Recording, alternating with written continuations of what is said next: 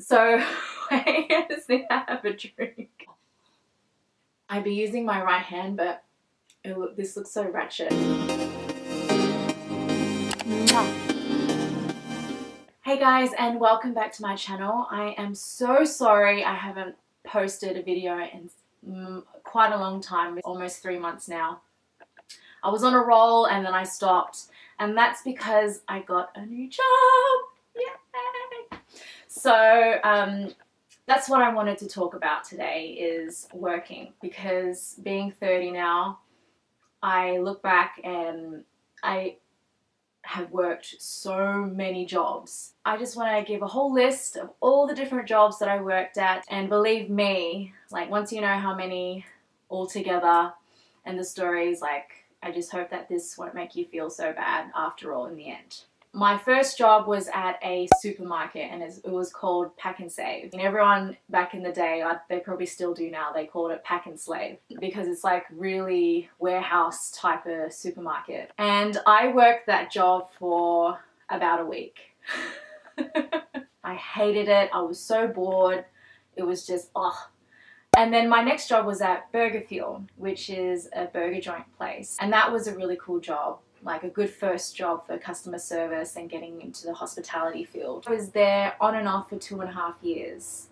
And already I was starting to show signs of anxiety, because sometimes I would just not turn up to work, or I would make up excuses and say that I'm sick and stuff like that, because I just didn't want to go. I didn't want to see any other person.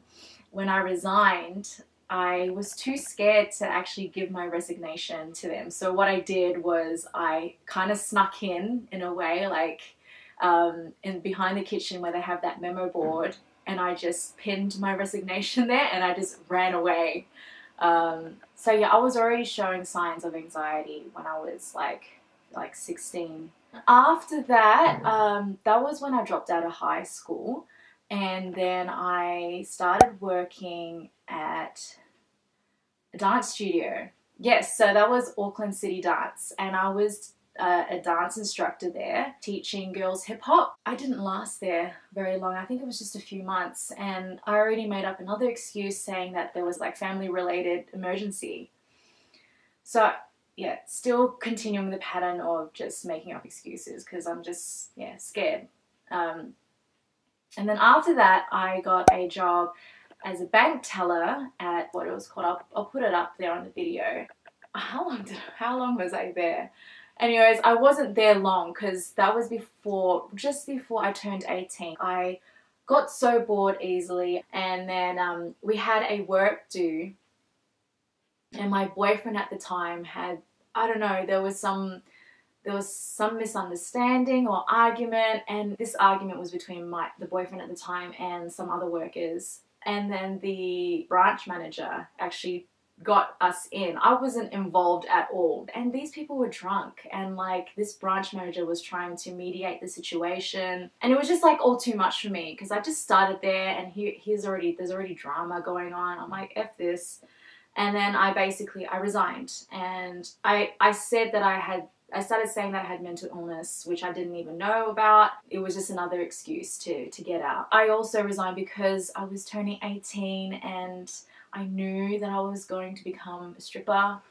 And if this is all news to you, you want to watch my my story time video of the trauma one, I'll put a link there right now. Yeah, so when I was 16, I'm going back. So when I was 16, I knew I was going to become a stripper, because I'll tell you that on another video. So as soon as I was 18, I stripped straight away. Yeah, like straight away. And I loved it. Like, I was 18, I was young, I was naive and ignorant. I thought that I was gonna make so much money, save, and do these major big things.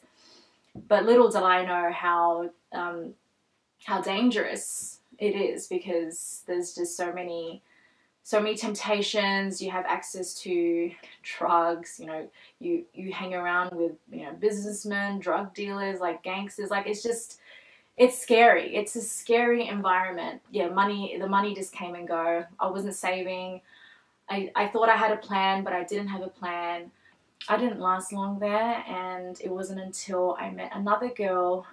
I met a girl who used to work in the industry, and she introduced me to escorting. So basically that's prostituting inside a house. Like, there's no pimp, there's no one controlling you, telling you what to do. Like, you're in a house, you're in a safe place, and there are clients that come in, and you can choose if you want to go ahead or not. I was on and off with that. When I met a guy, I stopped, and I actually started working at the strip club that I used to work at, but as a bartender. So that was fun because I always wanted to learn how to bartend and everything. And after 2 weeks, I started managing the strip club at Showgirls back in Auckland. And I had fun.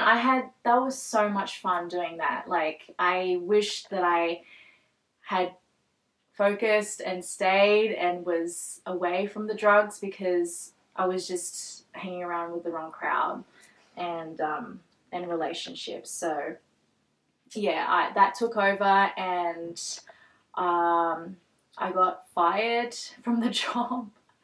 Cause yeah, I'll tell you that another time. But oh my gosh, I am so sorry. Like, I left so many other jobs out. Like, after Burger Fuel, okay, I'm so sorry. I worked at Michael Gianni. I was like a sole sales assistant, and it was a shoe store. I worked at Wild Pear / Lippy. So that was like a female fashion store, and I worked at the outlet one, which was crazy busy. And then after I worked as a duty manager at Showgirls, the strip club, I worked at Supre in the city on Queen Street.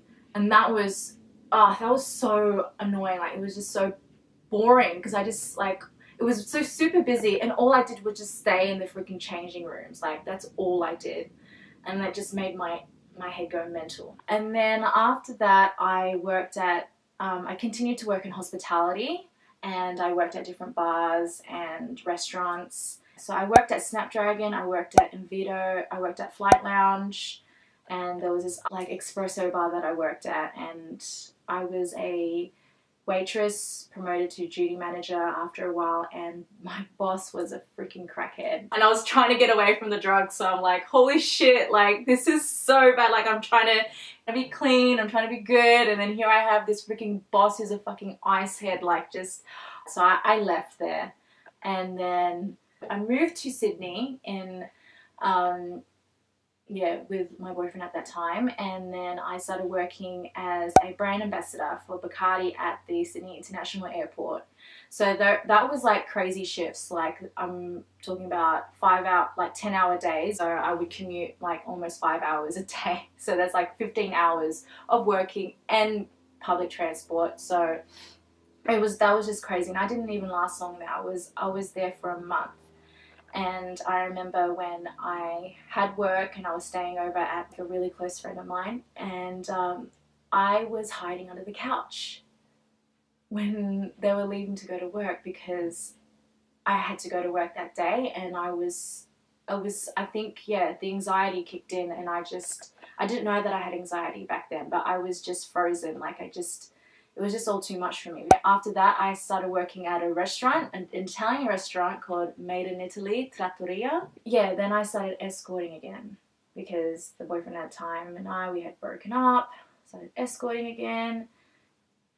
And then I went back to New Zealand to go back to him, and then I started working as like a business development manager. Oh, I forgot to tell you as well, sorry. When I was 19, I actually had my own dance group, and I was trying to make it into a business and everything, but then that didn't fall through. Yeah, and then I also started teaching then as well. So I had a dance group called Las Bonitas, and I was making the choreography, I was doing all the administration. We got into a few music videos and even a New Zealand Fijian film, which was really cool. Like Bollywood film. We worked with 4DG, or that was just me, and then we worked with Minwi, I think that's a band. and then another artist, I can't remember. Yeah, so I haven't finished yet. So after that, I went to the Philippines, and I was there for like 6 months because I wanted to just leave my whole lifestyle there, the partying, the drinking, it was just so messed up because I was feeling a lot of anxiety and dissociation and things like that I didn't even know about. So basically I came back to Sydney, Australia after I was in the Philippines, and I started escorting again. And then that's when I met my my recent partner who I just broke up. So that's going to be on another video. Okay, I'm sorry, this is like so much. I hope you're still here. When I met, I'm just going to call him Amore. I don't want to say names. Yeah, so basically I stopped escorting again, and then I started looking for work, and I swear, like, I had never felt so much anxiety in my life. We lived in Bondi at the time. Went out with like a pile of my resumes and CVs, and yeah, and just started handing them out. I had a few trials at a couple of places. Then I got a job at a cafe / bar.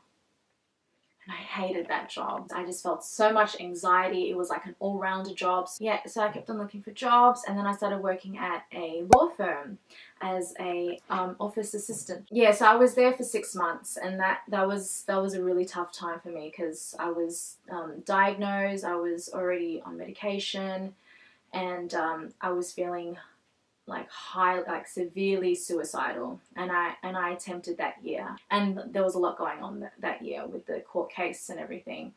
And then I kept on trying to look for jobs. I started working at a sales job outbound for Accor hotels, and I didn't last long there. I was there for a month or 2 months. And then I started working for Datacom, which was a inbound call center for the tax office, and I lasted there 2 weeks. And then after that, I just didn't work. I had a break from work for like 2 years.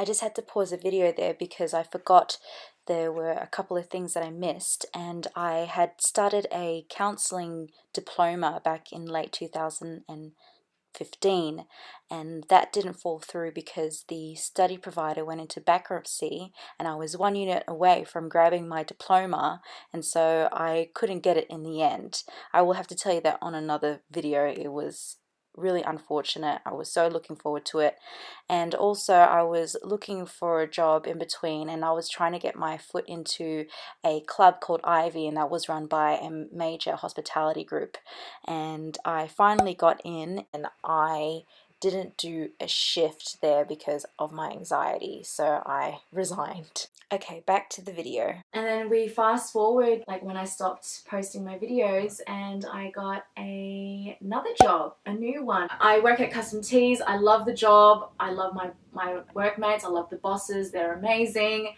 So yeah, that's all the jobs that I worked. And I just want to say, like, look at my past and my history. Like, I've worked so many jobs. I could feel shit about it, and that's like the vulnerable side of me. I could feel crap about it and be like, oh, you know, I'm such a failure. You work so many jobs, you have, you know, you're unstable, and why would I want to waste my energy onto such negativity? I know what I like to do for work, and with all those jobs, I was able to discover what my strengths were and what my weaknesses were. And you don't have to know what you want to do for work, or you don't have to like your job now, or just know that you will find a job that you like. Write down your strengths and weaknesses and what you like and what you dislike.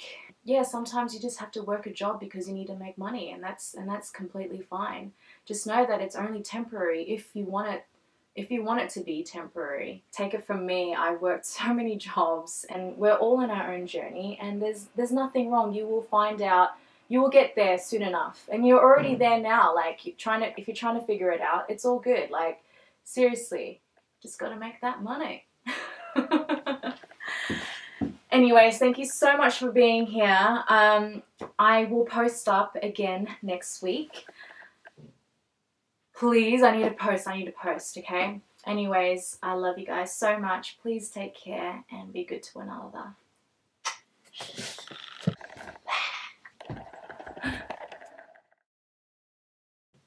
Stormy. Hey, baby.